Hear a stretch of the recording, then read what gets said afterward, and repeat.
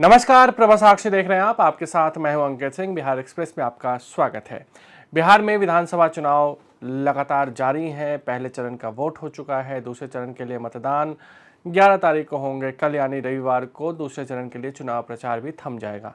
आज भी यानी कि शनिवार को ताबड़तोड़ चुनावी रैलियां हमें देखने को मिली। गृह मंत्री अमित शाह हो, प्रधानमंत्री नरेंद्र मोदी हो, प्रियंका गांधी हो, तेजस्वी यादव हो, नीतीश कुमार हो, ये तमाम बड़े नेता लगातार चुनावी प्रचार कर रहे हैं। चूंकि पहले चरण के बाद अब दूसरे चरण पर सबकी निगाहें हैं। पहले चरण में 121 सीटों पर वोट डाले गए थे। दूसरे चरण में 122 सीटों पर चुनाव होंगे। बड़ा सवाल यह है कि पहले चरण के बाद सबके अपने अपने दावे हैं, लेकिन सवाल यह है कि प्रशांत किशोर, जिनकी खूब चर्चा हो रही थी, वो कहाँ हैं। प्रशांत किशोर भी चुनावी प्रचार कर रहे हैं, हालांकि न्यूज़ में या मीडिया में बहुत ज़्यादा खबरें उनकी नहीं आ रही हैं। सवाल सबसे बड़ा ये हो रहा है कि प्रशांत किशोर, जो पिछले 3-4 सालों से बिहार में ज़बरदस्त मेहनत कर रहे थे, आखिर उनकी मेहनत का रिजल्ट क्या होगा। प्रशांत किशोर खुद बोलते थे या तो 10 से कम या फिर 150 से ज़्यादा। तो रिजल्ट क्या होगा पता नहीं, लेकिन 150 से ज़्यादा तो होने नहीं जा रहा है उनकी टीम को या उनकी पार्टी को, ये कहा जा सकता है। लेकिन प्रशांत किशोर की पार्टी और प्रशांत किशोर के उम्मीदवार कुछ ऐसी सीटें हैं जहाँ पर बीजेपी, जेडीयू, आरजेडी और कांग्रेस को डैमेज कर रहे हैं। खास करके शहरी क्षेत्रों में, जैसे कुम्हरार है, इसके अलावा पटना साहिब है, समस्तीपुर है, मुजफ्फरपुर है, साथ ही साथ सहरसा है, या फिर आप मान के चलो दरभंगा है। ये ऐसी सीटें हैं जहां पर प्रशांत किशोर के उम्मीदवार बीजेपी को डैमेज कर रहे हैं।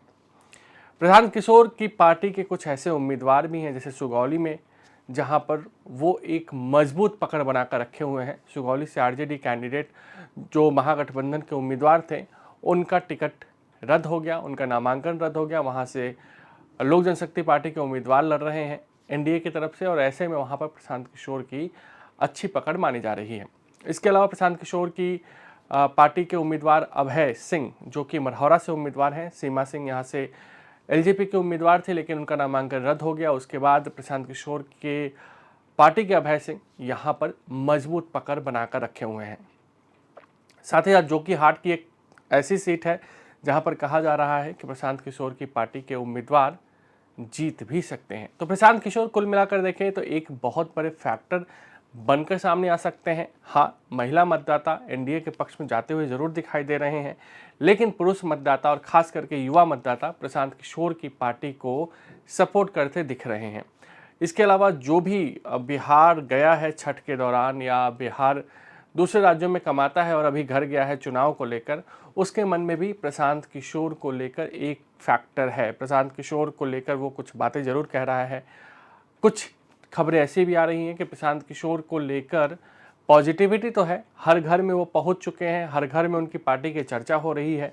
हाँ, ये जरूर कहा जा रहा है कि अभी वो नए हैं, अभी मेहनत करें, अगली बार देखा जाएगा। इस बार चुनाव दो गठबंधनों के बीच तय करने दीजिए कि कौन इसका सीएम होगा। और नीतीश कुमार खास तौर पर, ये पूरा का पूरा चुनाव जो है नीतीश सेंट्रिक हो गया है, क्योंकि नीतीश ही फोकस में है, नीतीश ही चर्चा में है। और नीतीश ने इसको अपने ऊपर जो तमाम इल्ज़ाम लग रहे थे, अपने ऊपर उनके स्वास्थ्य के ऊपर जो तमाम सवाल उठ रहे थे, उसको भी झुठलाने के लिए ये चुनाव नीतीश ने अपने पक्ष में करते हुए लगातार वो दिखाई दे रहे हैं।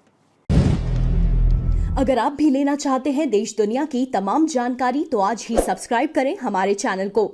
साथ ही नीचे दिए बेल आइकन को जरूर दबाएं ताकि हर अपडेट आप तक पहुंच सके।